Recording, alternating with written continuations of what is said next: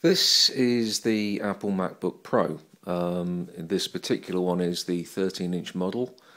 It has an Intel i5 processor running at 2.3 GHz, 500 gigabyte hard drive, which I put in. The standard hard drive for this device is about 320 or 360 gig. I can't remember which. 4 gigabyte of RAM, and that's basically it in terms of the key specifications. Just having a quick look at the hardware on the device. If we have a look around the side here, if I can pick it up without dropping it, you have got the excellent magnetic power connector, Ethernet port, the Thunderbolt port, a couple of USB ports on this side, and a memory card slot, and also the headphone jack. And also here you have a battery life indicator. If I just press the button, shows you the life of the battery. It's fully charged at the moment, which is a nice and useful feature. Now going on the other side, just turning it around for a minute, we have the DVD/CD drive slot and a Kensington lock, and that's basically it, which is obviously one of the key points about the Apple products, is that they are horrifically expensive, but you don't seem to get an awful lot for your money. Now, this particular device was £1,000, and it is a huge amount of money for what it is. If you were to spend £1,000 on a Windows-based laptop, you would certainly get a 17-inch screen, huge hard drive, all the ports you can possibly imagine, and a very fast processor, certainly an i7 processor, and so on and so forth. So why on earth would you want to spend £1,000 on what is no more than a 13-inch screen laptop? Well, of course, the appeal of the Apple products is primarily, I think, the quality of the build is absolutely superb. You've got an all aluminium case, very sturdy construction. The screen on this device is absolutely superb. Very rich colours. The blacks are very black, the whites are very white, very easy to read. And of course you've got the Mac OS X operating system. This one's running the latest operating system, which is Lion. It's my first venture into Mac after having been a dedicated Windows user for many, many years. I took the plunge and decided to go for Apple.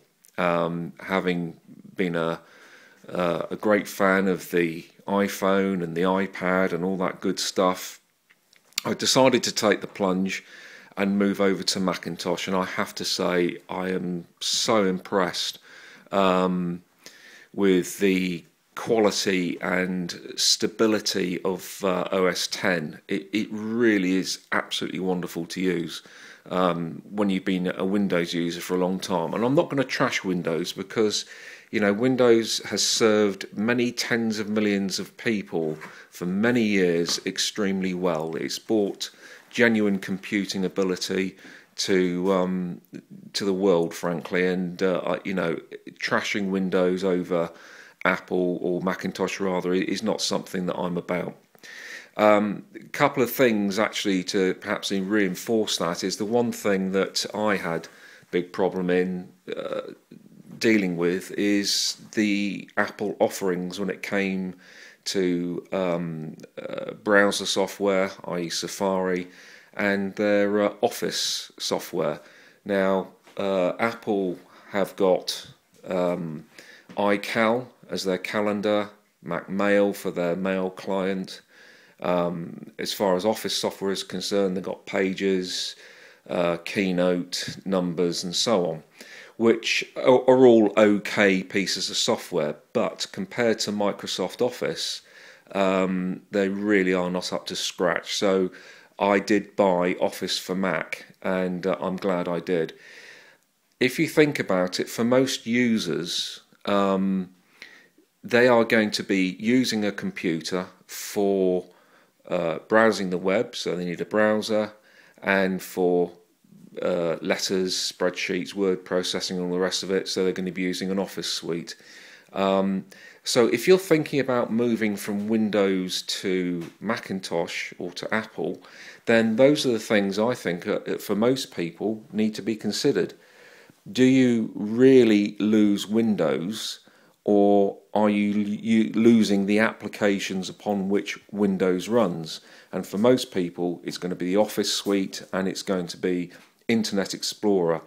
Now, I always used Firefox on my Windows-based PC, and you can get Firefox for Mac. It's exactly the same, and that's what I've done here. I'll just turn this upside down so you can see what it looks like underneath.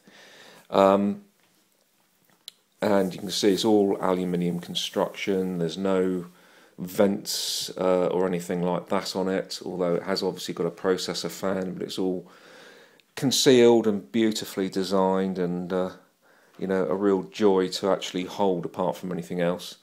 But just going back to my original point, if you want to make the transition from Windows to Mac, it's not so much the Office, the operating system, although obviously there's a learning curve there, but not a particularly steep one. If you're used to Windows, you'll pick up Apple Macintosh OS X very quickly.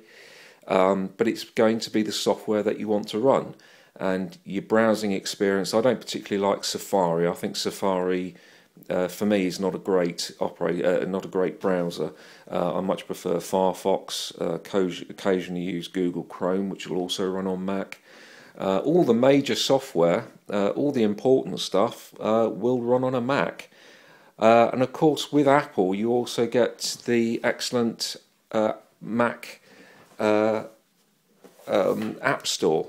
You know, there's tons of software on the App Store. A lot of it's very cheap, you know, that's it. Everything just works perfectly.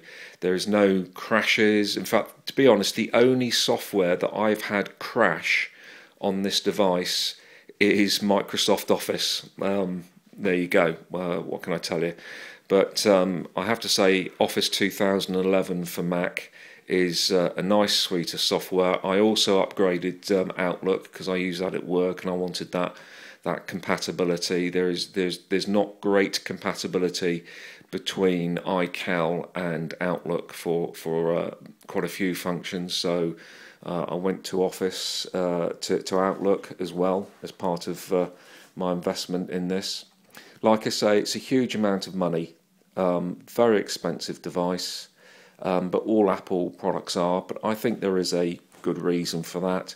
Once you have bought the device, you've got access to all the Apple apps. I upgraded from, what was it before? Snow Leopard, I think, was the previous one, to Lion. So an operating system upgrade with Apple cost about £20. Well, you know, if you bought the latest version of Windows, you're going to be paying a lot more than £20 for the latest operating system. So when you take those sort of things into account, and the future-proofing that Apple put on their products is pretty good, I would expect the next few operating system upgrades will run on this device quite happily. Then it starts to make a lot of sense. Now, I've been using this device for a few months, and I've just had no issues with it at all. I've got all my data across, everything works perfectly. I use it portably all over the place. The battery life is stunning, absolutely incredible battery life. Goes back to the quality again. I can use this laptop all evening on a single charge very happily. As an example, you could watch 2 movies and still have plenty of battery life left.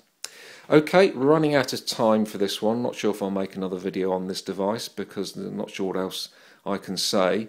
But if you're thinking about moving to Mac, look at it very carefully, consider the costs, and I'm sure you will enjoy the transition. But keep Microsoft Office in my view. All the best.